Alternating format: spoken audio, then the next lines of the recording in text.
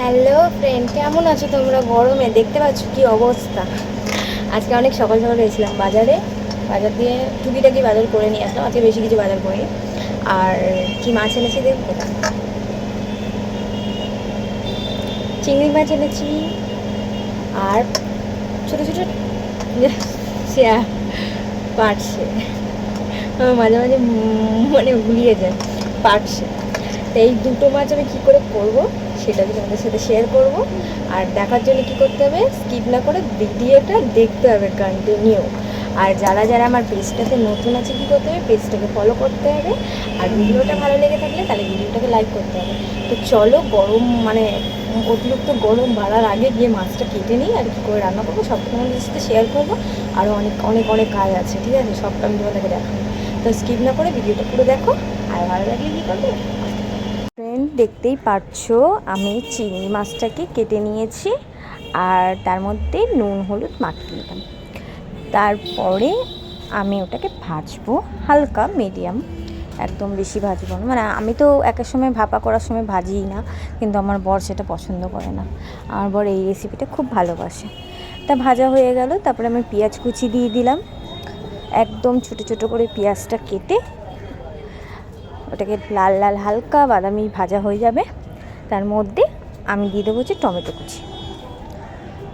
আমার বর সত্যি কথা বলতে মালাইকারি তারপর অন্য কিছু অত চিংড়ি ভালো লাগে না, কিন্তু এইটা করলে আমার বর খুব ভালোবাসে খেতে। তো আমি টমেটো কুচিটা দিয়ে দিলাম। দিয়ে দেওয়ার পরে ওর মধ্যে আদার পেস্ট, আদা আর রসুন, হালকা রসুন ছিল, লঙ্কার গুঁড়ো, হলুদ আর নুন দিয়ে এবার আমি এটাকে কষিয়ে নেব।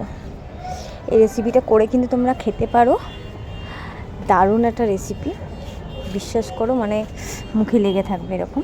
তারপরে হালকা আমি মিডিয়াম চিনি দিয়ে দিয়েছিলাম, মিষ্টি। তারপরে আমার হয়ে গেছে চিংড়ি মাছের রেসিপিটা একদম কমপ্লিট। হ্যালো ফ্রেন্ড, এই দেখো এটা কী বলতো, তাল শাক। আমি জানি সকলেই জানে এটা হচ্ছে তাল শাক। আর এইগুলো গরমে তো যেমন গরমে হচ্ছে তাল শাক, খেজুর, আম, জাম, কাঁঠাল, এইগুলো মানে জাস্ট আমার খুব ভালো। কিন্তু এটা বেশি নরম, এত নরম হয় শক্ত করে ভালো। যাই হোক, আমার হাজব্যান্ড এনে দিলাম, এখন দেখে দিই ঠান্ডা বেশ ভালো লাগে। তো তোমরা কমেন্টে জানাবে যে কার কার ভালো লাগে। আমার ভালো লাগে, ভালোই ভালো লাগে। ফেভারিট না খেয়ে নিই, খাও, ওকেশনের সময় এইসব চলে। তো এবার আমি করব হচ্ছে পার্শে মাছ। তা পার্শে মাছটাকে ভালো করে কেটে নুন হলুদ মাখিয়ে ওটাকে ভেজে নিয়েছিলাম। তার মধ্যে লঙ্কা চিড়ে দিয়ে হালকা কালো জিরে দিয়ে তেলে ভেজে নিলাম। তারপরে আমি সর্ষেটাকে দিয়ে দিয়েছিলাম। সর্ষেটা আমি আগে ভিজিয়ে নিয়েছিলাম, ভিজিয়ে রেখে দিয়েছিলাম হলুদ আর নুন দিয়ে। তারপরে হালকা একদম ফুটে গেলে একটু ঝোল রেখেছিলাম আমি, কেন সর্ষের ঝোলটাই খুব পছন্দ করে। তার মধ্যে আমি মাছটাকে দিয়ে দেখো আমার পার্শে মাছের। তো বন্ধুরা দেখতেই পাচ্ছ রান্নাবান্না কমপ্লিট করে এবার আমি একদম মোছামুছি শুরু করে দিয়েছি। আর এই যে দেখছো এই শোপিসের মতো, মানে শোপিস রাখার, শোপিস তারপরে হচ্ছে কাচের জিনিস টিনিস রাখার, এইটা আগে ছিল জামা কাপড়ের তা অনেকেই সেটা জানো। এটাকে আমি নিজের পয়সা দিয়ে আমি এটাকে বানিয়েছি। আর এটা বানাতে ঠিক 3000 টাকার মতো লেগেছিলো। আর দেখেছো কত সুন্দর, যেহেতু আমাদের ঘরটা খুবই ছোট, মানে শোকেস মোকেস এইসব কিচ্ছু ঢোকানো যাবে না। আর আমার শোপিসের খুব ইচ্ছে, আমার খুব মানে শখ শোপিস সাজানোর খুব। তাও তো আমি এখনও খুব কম কম জিনিস রেখেছি, আরও অনেক জিনিস ভেতরে আছে যেগুলো রাখা হয়নি। আর আমি এটা বেশি দিনও হয়নি, রিসেন্টলি বানিয়েছি। তোমাদের দেখাবো আমি অবশ্যই যে আমি কী কী আরও আছে, আমি সেগুলো ভালো করে গুছিয়ে নেবো, তারপরে তোমাদের সাথে শেয়ার করব। তো দেখতে পাচ্ছ এখন মোছামুছি করে নিচ্ছি।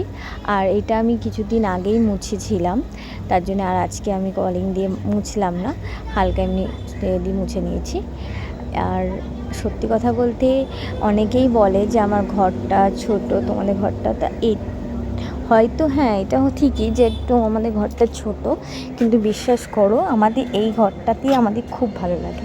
আমার তো ভীষণই ভালো লাগে। আর আমি ছোটোখাটো ঘরের মধ্যেই সুন্দর করে সাজিয়ে রাখতে খুবই ভালোবাসি। তো যার যার ঘর তার তার কাছে অনেকটাই প্রিয়। আর আমার ঘরটাও আমার কাছে অনেকটা প্রিয়। তো যেটুকুনি চেষ্টা করি আমি যে ঘরটাকে একটু গুছিয়ে রাখার, কিন্তু সব সময় তো হয় না সম্ভব।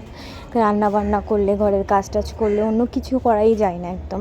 তাও আমি চেষ্টা করি টুকিনাকি করতে, এক এক সময় শরীর দেয় না। তা দেখতে পাচ্ছ এখন আমি মোছামুছি করে নিচ্ছি। মোছামুছি করার পরে তারপরে বাসন কটা মাজতে যাবো, ঘর মুছতে হবে, তারপরে অনেক কাজ রয়েছে এখনও বাইরেটা ঝাড় দিতে হবে।